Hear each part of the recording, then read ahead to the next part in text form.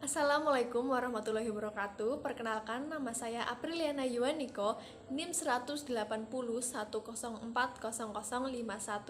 Hari ini saya akan menjelaskan materi mengenai belajar dan pembelajaran bahasa Indonesia. Untuk yang pertama, yaitu ada teori belajar kognitivisme dan teori belajar konstruktivisme.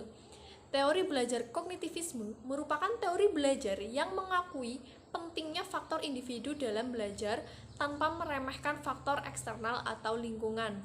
Pakar kognitivisme yang berpengaruh besar ialah Jean Piaget.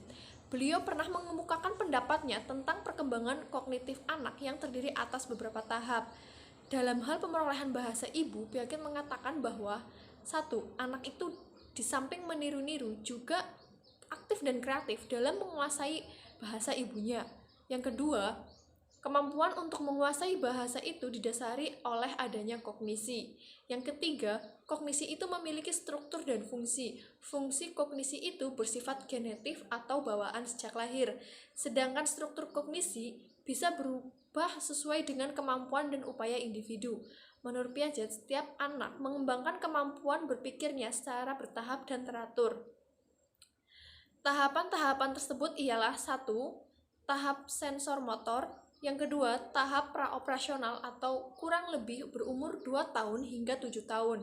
Yang ketiga, ada tahap operasi konkret kurang lebih 7-11 tahun.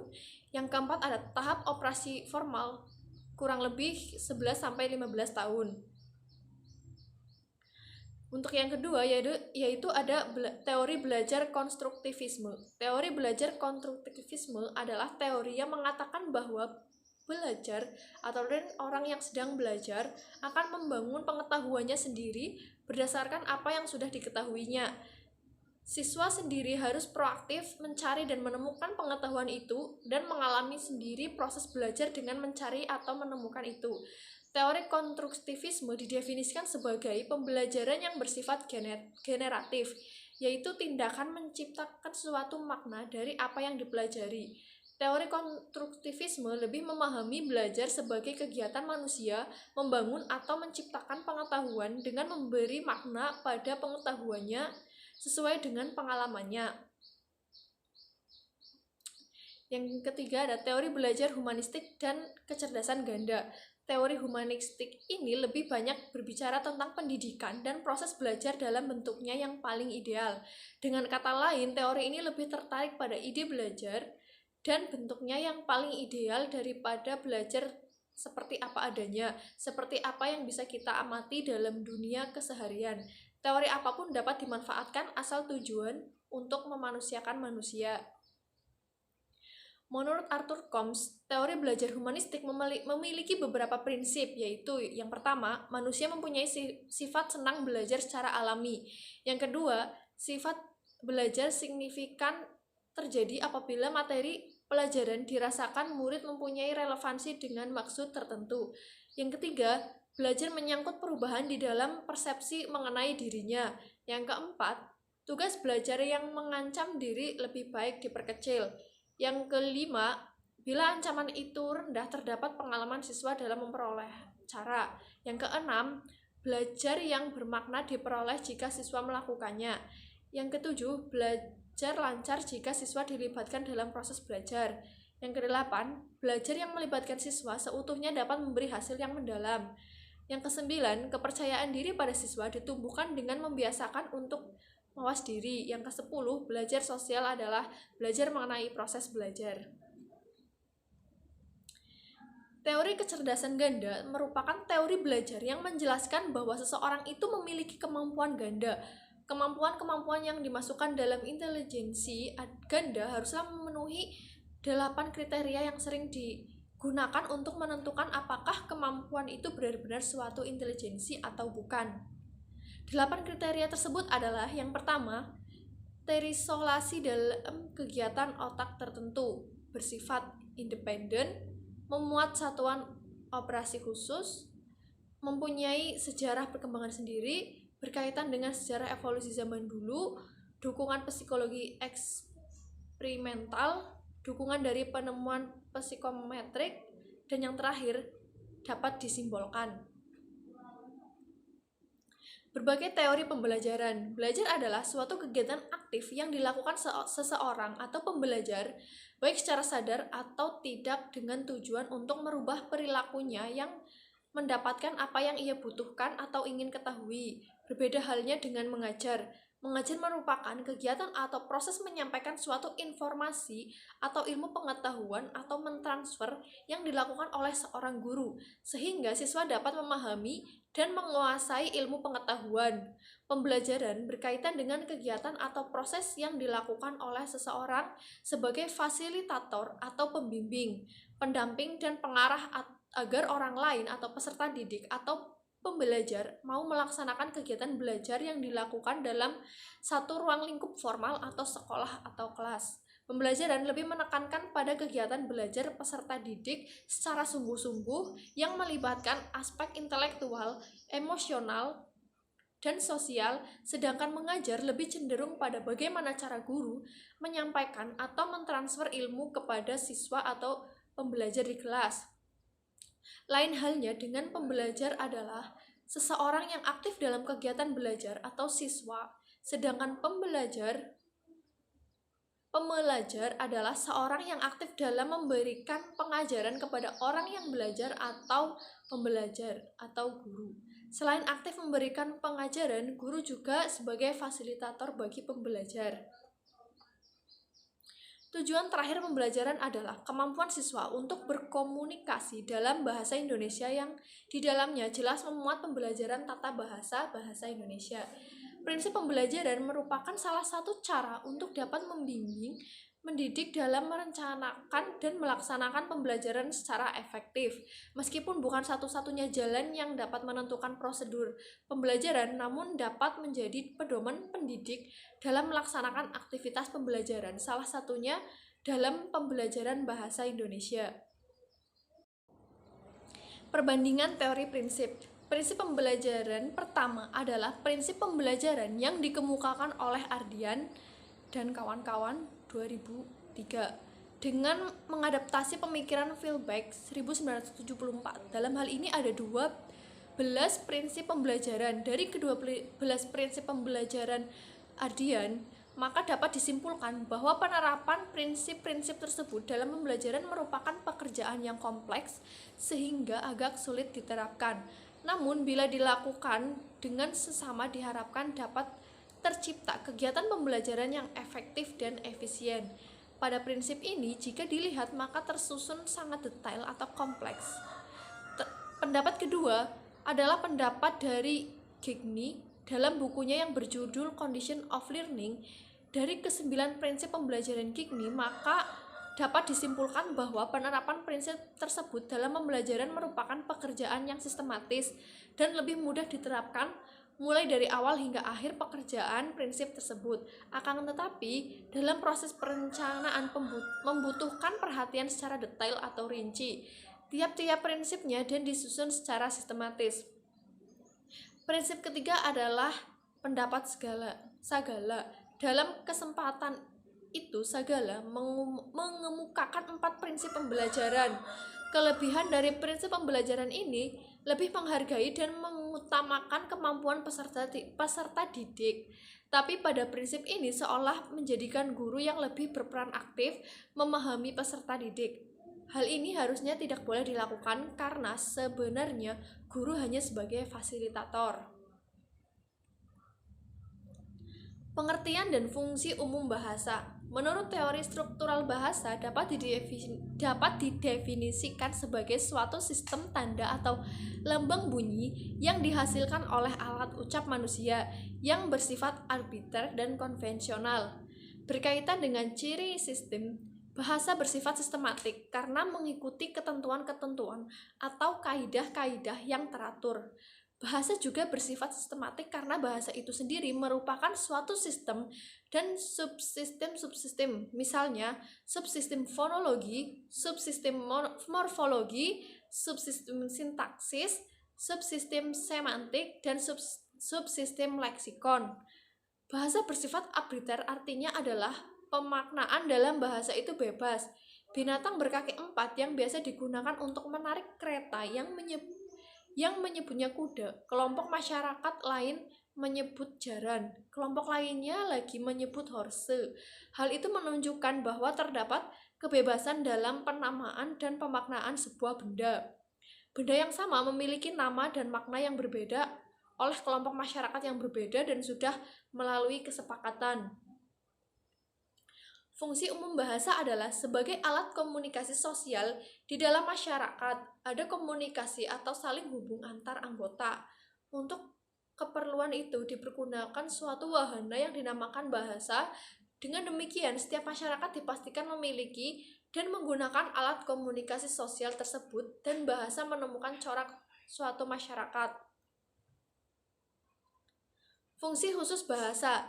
Selain mempunyai fungsi bahasa umum, bahasa juga mempunyai fungsi secara khusus. Jacobson 1960 membagi fungsi bahasa atas 6 macam, yakni fungsi emotif, kognitif, referensial, poetik, fatik, dan metalingual. Ahli bahasa dan gagasannya terilhami oleh Bulher ini mendasarkan pembagiannya atas tumpuan perhatian atau aspek. Seperti kita ketahui bahwa bahasa memiliki 6 aspek, yakni aspek addresser, konteks, message, kontek, kode, dan adrese. Fungsi emotif misalnya apabila kita mengungkapkan rasa gembira, kesal, sedih, dan sebagainya. Jika kita membicarakan suatu permasalahan dengan topik tertentu, maka hal tersebut tercakup di dalam fungsi referensial. Jika kita menyampaikan suatu amanat atau pesan tertentu, fungsi bahasa yang terlibat adalah fungsi poetik. Selanjutnya, apabila kita di dalam berbicara sekedar ingin mengadakan kontak dengan orang lain, maka fungsi bahasa yang terlibat adalah fungsi fatik. Apabila kita berbicara masalah bahasa yang menggunakan bahasa tertentu, maka fungsi bahasa di situ adalah metalingual. Selanjutnya, apabila kita berbicara atau berbahasa dengan tumpuan pada lawan tutur, misalnya agar orang yang kita ajak berbicara tidak tersinggung atau agar lawan bicara kita senang, maka fungsi bahasa tersebut adalah kognitif. Strategi pemerolehan bahasa. Pengertian pemerolehan bahasa. Pemerolehan bahasa memiliki keterkaitan dengan mendapatkan bahasa pertama atau bahasa ibu. Sedangkan pembelajaran bahasa memiliki keterkaitan dengan mendapatkan bahasa kedua atau yang didapatkan setelah bahasa ibu. Bahasa pertama adalah bahasa yang diperoleh anak pertama kali dalam hidupnya, biasanya bahasa ibu. Bahasa kedua adalah bahasa yang diperoleh anak setelah anak memperoleh bahasa pertama. Beberapa teori tentang pemerolehan bahasa, yaitu ada teori behavioristik. Teori behavioris ini menjelaskan bahwa perubahan tingkah laku dilakukan dengan menggunakan model stimulus dan respon. Yang kedua ada teori kognitif. Teori kognitif ini memandang bahasa lebih mendalam lagi. Para penganut teori ini berpendapat bahwa kaidah generatif yang dikemukakan oleh kaum metalis sangat abstrak, formal, dan eksplisit, serta sangat logis. Teori yang ketiga ada teori mentalistik. Faktor-faktor yang memperoleh bahasa yaitu ada faktor lingkungan sosial, faktor biologis, faktor intelijensi, dan faktor motivasi. Pengertian pembelajaran bahasa. Dalam Undang-Undang Nomor 20 Tahun 2003 tentang Sistem Pendidikan Nasional, Pasal 1 Ayat 20 ditegaskan bahwa pembelajaran adalah proses interaksi peserta didik, pendidik, dan sumber belajar pada suatu lingkungan belajar. Berdasarkan Kamus Bahasa Indonesia, strategi artinya ilmu dan seni menggunakan semua sumber daya bangsa untuk melaksanakan kebijaksanaan tertentu baik dalam perang maupun dalam damai. Teknik pembelajaran bahasa atau bahasa Indonesia. Teknik pembelajaran langsung atau direct instruction. Teknik pembelajaran langsung merupakan bentuk dan pendekatan pembelajaran yang berorientasi kepada guru atau teacher-centered approach. Melalui teknik ini, guru menyampaikan materi pembelajaran secara terstruktur. Fokus utama teknik ini adalah kemampuan akademik atau academic achievement siswa. Metode pembelajaran dengan kuliah dan demonstrasi merupakan bentuk-bentuk teknik pembelajaran langsung. Yang kedua ada teknik pembelajaran cooperative learning. Teknik pembelajaran cooperative learning adalah teknik pembelajaran yang menekankan kepada proses kerja sama dalam suatu kelompok yang biasa terdiri dari 3-5 orang siswa untuk mempelajari suatu materi akademik yang spesifik sampai tuntas. Rehalat 2014. Yang berikutnya ada teknik pembelajaran problem solving. Ada beberapa ciri teknik pembelajaran dengan pemecahan masalah. Pertama, siswa bekerja secara individual atau bekerja dalam kelompok kecil. Kedua, pembelajaran ditekankan kepada materi pembelajaran yang mendukung persoalan-persoalan untuk dipecahkan dan lebih disukai persoalan yang banyak kemungkinan cara pemecahannya. Ketiga, siswa menggunakan banyak pendekatan dalam belajar. Keempat, hasil dari pemecahan masalah adalah tukar pendapat atau sharing di antara semua siswa. Yang berikutnya itu ada teknik pembelajaran mengulang. Teknik mengulang merupakan teknik pembelajaran sederhana yang digunakan untuk sekedar membaca ulang materi tertentu untuk menghafal saja. Han and Chan 2010.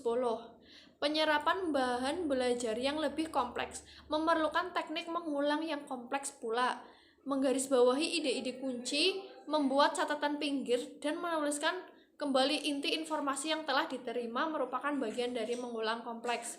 Yang berikutnya yaitu ada teknik pembelajaran elaborasi. Teknik elaborasi adalah proses penambahan rincian sehingga informasi baru akan menjadi lebih bermakna. Beberapa bentuk teknik elaborasi adalah pembuatan catatan, analogi, dan PQ4R. PQ4R singkatan dari preview atau membaca selintas dengan cepat, question atau bertanya, dan 4R singkatan dari read, reflect, reshape, and review atau membaca, merefleksi, menanyakan pada diri sendiri dan mengulang secara menyeluruh. Yang selanjutnya yaitu ada teknik pembelajaran organisasi. Teknik organisasi terdiri atas pengelompokan ulang ide-ide atau istilah menjadi subset yang lebih kecil. Bentuk teknik organisasi adalah outlining, yakni membuat garis besar mapping yang lebih dikenal dengan pemetaan konsep. Dalam beberapa hal lebih efektif daripada outlining.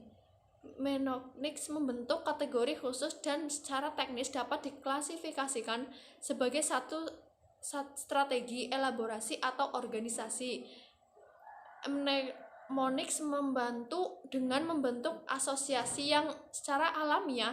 Tidak ada yang membantu mengorganisasikan informasi menjadi memori kerja. Pendekatan metode, strategi, dan model. Strategi pembelajaran adalah suatu pola umum pembelajaran siswa yang tersusun secara sistematis berdasarkan prinsip-prinsip pendidikan, psikologi, didaktik, dan komunikasi dengan mengintegrasi struktur atau urutan langkah pembelajaran. Metode pembelajaran, media pembelajaran atau alat peraga, pengelolaan kelas, evaluasi, dan waktu yang diperlukan agar siswa dapat mencapai tujuan-tujuan pembelajaran secara efektif dan efisien. Strategi terkait dengan kebijaksanaan guru dalam memilih pendekatan, metode, atau teknik pembelajaran, dan model pembelajaran. Model pembelajaran adalah contoh pola atau struktur pembelajaran siswa yang didesain, diterapkan, dan dievaluasi secara sistematis dalam rangka mencapai tujuan pembelajaran. Dalam pengertian lain, model pembelajaran adalah suatu contoh bentuk pembelajaran yang tergambar dari awal sampai akhir yang disajikan secara khas oleh guru di kelas. Dalam model pembelajaran terdapat strategi pencapaian kompetensi siswa dengan pendekatan, metode, dan teknik pembelajaran. Ya, itu tadi materi mengenai belajar dan pembelajaran bahasa Indonesia. Kurang lebihnya saya mohon maaf. Terima kasih. Wassalamualaikum warahmatullahi wabarakatuh.